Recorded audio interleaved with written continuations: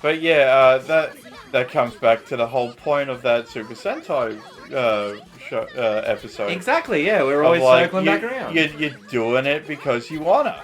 Exactly. Fuck the critics. And people tend to like the person who's having fun more than the person who just thinks that they're better than everyone else. Although that's not mutually exclusive. You can be having fun and also think that you're better than everyone else. But that's not... You know, you get the meaning behind what we're trying to convey. Yes.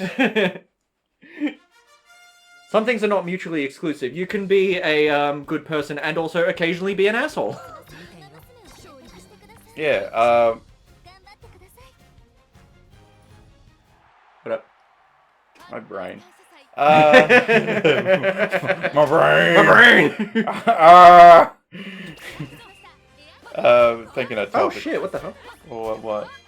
The Amazing Digital Circus final episode is going to be feature-length and be in cinemas. Oh shit, yeah. Yeah, my partner just sent me the that information. And honestly, I think it deserves it. I'm not even gonna lie. I think it's incredible storytelling. It's alright. The voice actors are all like I really like their work ethic. Nah.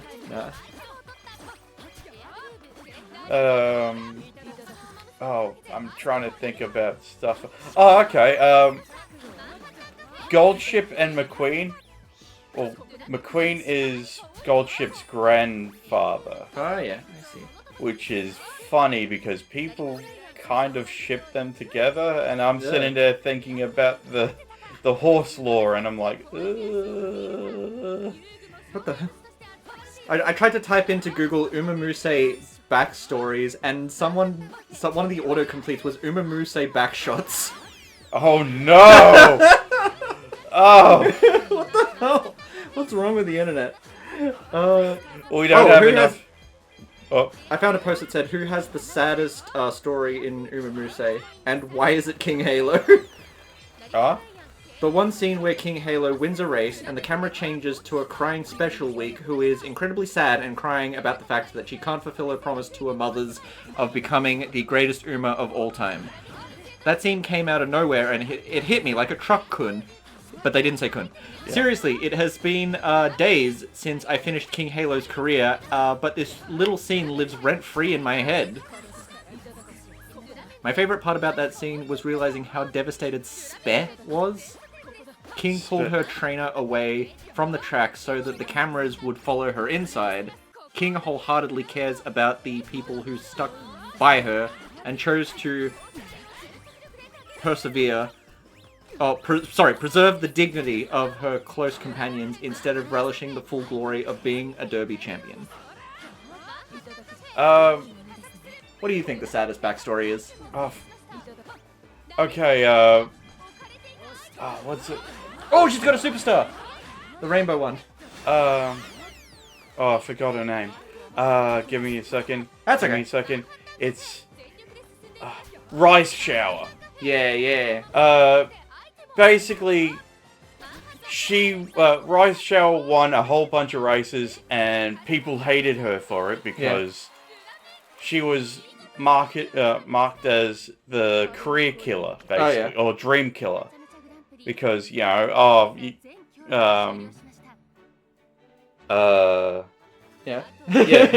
come this horse is crushing everyone's dream? Yeah. And no one likes her until she dies. Yeah. And then everyone's like, well, actually, she's a good horse. And it's like, no, you said she was a piece of shit. Yeah. But the cute thing about the anime is, her best friend is Haru Urara. Oh, yeah. So you got people who love Haru for losing so much, next to the character that everyone hates for winning so much. And they're best friends, and they're super cute. Controversial opinion, although not that controversial, because I think it's just pretty much a given. If all of these characters were anime boys, the show would not be as popular. Well, yeah, that's why... In general. That's why they're anime girls, because it's more marketable. And people tend to project sympathy more onto, like, a pretty girl face, rather than, like, because, like, there's sort of that stereotype of, like, oh, boys can take care of themselves. So, it's a little less sympathetic. because like women are typically seen as like the more vulnerable of the. I was about to say of the two genders, and that would have got me cancelled. How many genders there are? Oh, I just heard Yes. there's 27. Oh. Do you remember? Sorry, I love that meme so much. Where it's a voice. People usually use the audio version, but it's a video of like an interview where like it's like man on the street style interview where it's like they walk up to a random guy and they say, "How many genders are there?" And the guy replies, "I don't know. I just got here." I don't know. Holy shit! Yeah, they also have a side-scrolling shoot 'em up with Gold Ship. You have no idea how much I love 8-bit pixel art. Like, it is my all-time favorite thing. Because, like, I don't know how to, like, explain it full-on with words, but it's just the, it's this idea, this coziness of, restriction, where, like, the art... Oh, shit. You can make so many different types of art in a limited amount of pixels and a limited amount of colors. Yeah. Do you get what I'm saying? Yeah, yeah. And, like, it's sort of the same appeal as Minecraft, where, like, when you're making pixel art, and you're, like, placing each individual pixel, like, you know, like, each brush stroke of a paintbrush by a, like, experienced painter. That's what it, like, kind of feels like. And it's sort of that, like, quiet, sort of bliss, I guess you could say, of, like, just slowing down and, locking each pixel into its, like, spot on the canvas. I don't know how to explain it. It's a vibe. It truly is a vibe to, like, look at, create, and, you know, just pixel art in general. It makes me hard. It makes me so fucking hard, dude. Do you get what I'm saying? Yes. Do you get what I am saying? I can see your boner. I can see your boner. It is pulsating. You have no idea. It's like trying to like escape the confines of my jeans. I can see the veins through your pants. It's crazy how like prominent these veins are. I can see your heartbeat. Yeah. Do you see my heartbeat?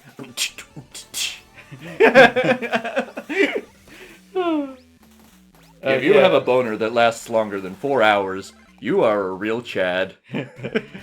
You do not need a doctor. You're cool. Call your doctor and say, check this shit out. And he'd be like, gnarly, dude. Word. And the doctor would be like, word. Yeah. No, this is cool. I like this. I always I wanted to make my own little pixel game. I just don't know what it would be. I need like a really good idea to like commit that many like hours. Because game making's a process. Now I want to talk about what's a face? Fuck. You're from Teen Girl Squad? No, yeah, exactly. What's her face? What's her face? The ugly one. No, Let's get ready to be so good. Okay. Looking so good. Agnes Tachyon. From The Simpsons. No. That's Skinner's mother, Agnes Tachyon. No. Seymour, watch me run. No, Seymour, I'm a horse girl. you'll never be a stud. Agnes Tachyon, but there's a movie coming out in 2 weeks that we're planning on going to, and that I never agreed to that. And the stuff that is going to be in the talk about with Agnes is in that film. Oh, nice. But she's in the anime. She's basically this super scientist trying to work the best. She doesn't like racing, but she likes the working the technical side of racing. I don't like Let's Plays, I like the concept of Let's Plays. Basically, yeah. Knockout. But, this is like one of those running games where like it's just how long you can last. Yeah, Forever Runner. They should make a simulator game where you're like fucking your girlfriend and you have to like try not to come. Oh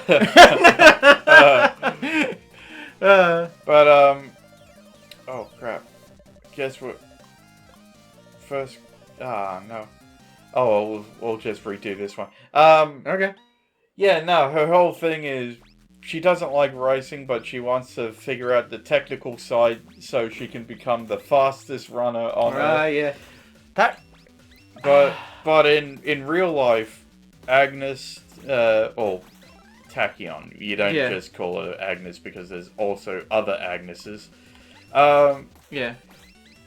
She was known as the Phantom because she ran Yeah. She ran 4 races, all of it obliterating, like, all of the all her competition, just outright destroying people. But on her 4th one, she shatters her ankle. Oh no! Well, we'll have to shoot her now. No, instead, we put him to stud, and he ended up siring over 1,000 foals. Ooh, alright. Wow. Like, he put it down. Holy shit. So, like, what's the... But it's the anime version's a horse girl, right? Yeah. So, how do they sire foals?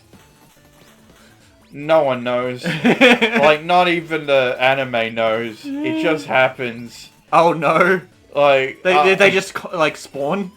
Like, you're with your wife, and she's holding a baby, and the baby has ears on top of its head instead of on the side. Oh god. And you're like, how the fuck did this happen? I don't know. My aunt is probably of horse girl, and it probably runs in the family. I don't know. A wizard did it. Yeah, exactly. But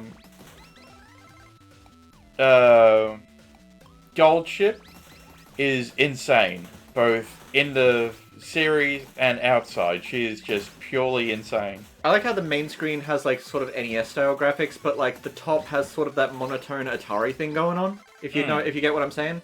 Yeah. Because like the flat colors of like it's literally just white on the top sprite, and it sort of creates what do you call it? I think it's called like monotone colors or grayscale or Monochrome. Monochrome. Yes, that is the correct phrase.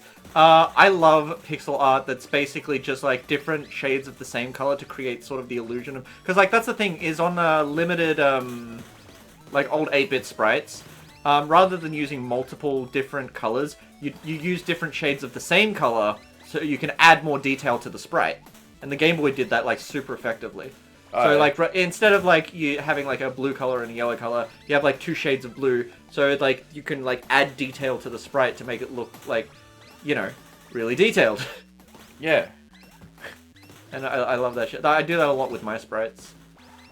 Like the rupees sort of show off that because it's like 2 different shades of grey, which creates the illusion of shading. like a lot of shading. Yeah, shine. Shading exactly. Shining and shine. Shining and shading. Shading and shining. Shine. That's the new name of our show. It's shining and shading. Like if it rolls off the tongue better than Game and Chat. If we had an art spin-off series, shading and shining. I've had that like pitched to me a few times where like back when I used to I won't name drop them, but like I had a friend who pitched the idea of like having sort of like a show similar to like how the Game Grumps has a drawing show and Only Plays has a drawing show. It's just like, oh, we should do our own drawing show. I'm like, yeah, maybe. Yeah. But like I don't know. It's a thought of like, yes, we have watched Game Grumps, but also we don't we want to do our own thing. Well, that's the thing though, is like they're it was one of those situations where like they of parallel thinking where they just happened to like have a similar idea for a while but didn't execute it before the big channels did it. Yeah. I had a similar thing where like Video Game High School. I didn't honestly my version probably wouldn't have been anywhere near as good because like, you know, they're a big budget professional like film like full on film studio kind of thing. But like I had a very similar idea to Video Game High School back when I was in high school. And it just ended up being like really cringe, and I never released it. But yeah, it's just one of those cases of parallel thinking where like you have an idea for a YouTube series, and then a bigger YouTuber just happens to have the same idea at the same time. It looks like you're ripping them off. It happens with movies too, like Ants and Bugs Life, and what was that? What was that one that was like Madagascar, and then like you know, The Wild. The Wild came Yeah. out at the exact same time. Yeah, I remember why. Well, Yeah, no, yeah. I don't remember because it. No one watched it. Yeah. I mean, some people watched it, apparently. What was it? There was also, like, Open Season, and there's, like, so many, like, animated movies where, like, Over the Hedge and Open well, Season. I watched Over the Hedge. I didn't watch Open Season, and, like, a lot of people will say that, Barnyard is, like, a classic film that they enjoyed, but, like, I never watched it, and I'm sure, like, there's just so many animated movies always coming out, so, like, I'm very selective with the ones I actually will watch, and, Fuck. so when people are just like, oh, so-and-so is a childhood classic, I'll be like, well, I never saw it because it looked kind of lame. I only know what I know. And, but I did watch Hoodwinked. And that, I quite liked that. Yeah. Because of the Schnitzel Man. Equipment. Headband.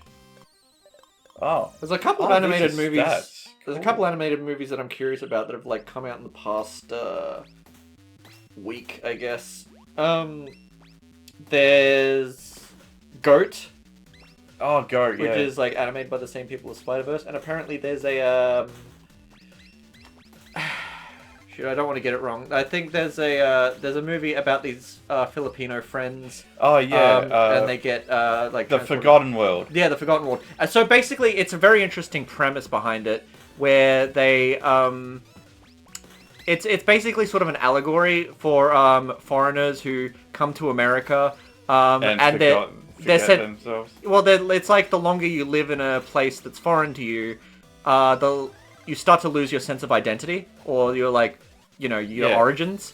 So it's sort of a metaphor about that, where like they end up getting transported to a fantasy world, which is like they like it. It's like really good for them, and they're like they love this like alternate, Technicolor place. yeah, and this it's very nice this and beautiful colourful. world that like fulfills all their fantasies or whatever. But like the longer they stay there, the more they lose their sense of identity. Yeah. So And memories of themselves. exactly, they lose their memories. So that's a very common fear or like experience when it comes to like foreigners moving to like Western countries, where it's just like, oh, I love being here. I love my friends. But like I am starting to lose some connection with my culture, and that can be scary for a lot of people. And it's not only a cultural thing because like I think it's a human experience. like I said before, like you forget where you come from, and like sometimes you just move away, and then you tend to forget like your hometown. It's interesting because I have a friend who like lives in Hawaii, but his like family is like I think Vietnamese or something like that, and he is, but he also has like several other cultural backgrounds, but he tells me that he like never really like as a kid he didn't like connect with like any of his like cultural background. He like primarily identifies as like Hawaiian. Yeah. Which is like it's interesting to think about when you're someone that doesn't just belong to like one ethnicity but like multiple, and like which ones you tend to lean more towards as like an individual. Yeah, like Joey from what's it called? Trash Taste. He's he's both Australian and Japanese. Yeah. But he seems like he has a good balance between the two. But yeah, he lives like I'm not sure the ratio between living in Australia and living in Japan, but yeah. Sometimes it just he has spoken to the fact that it might get to him that he might not feel a certain way about either or, he's just feels stuck in the middle. Stuck in the middle with you. Same with K-pop Demon Hunter. Yeah. Zoe, her whole gimmick is she's biracial and she's kind of stuck between the two. Stuck between worlds. Yeah, but then again, the whole story revolves around Her being like part demon. roomy than the other two. So Yeah. we just got that one song to describe their thing. Yeah. Golden shower. No, thank you. No, thank you. I've already eaten. Oh, that's another level of what the fuck.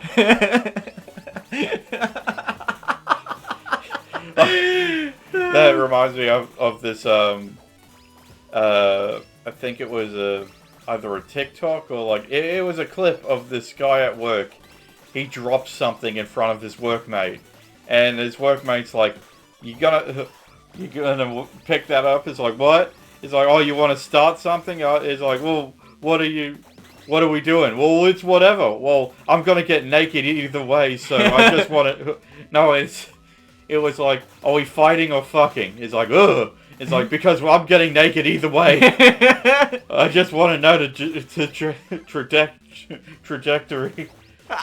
Sorry, that just reminded me of like that early Dragon Ball Z abridged joke where the Piccolo like takes off his like weighted clothing. And he's just like, "Oh yeah, this makes me more powerful." And then Reddit is like, "Aha! Nudity makes you more powerful on this planet." Zip. It's like, "No, I was wearing weighted clothing." Oh, whoops.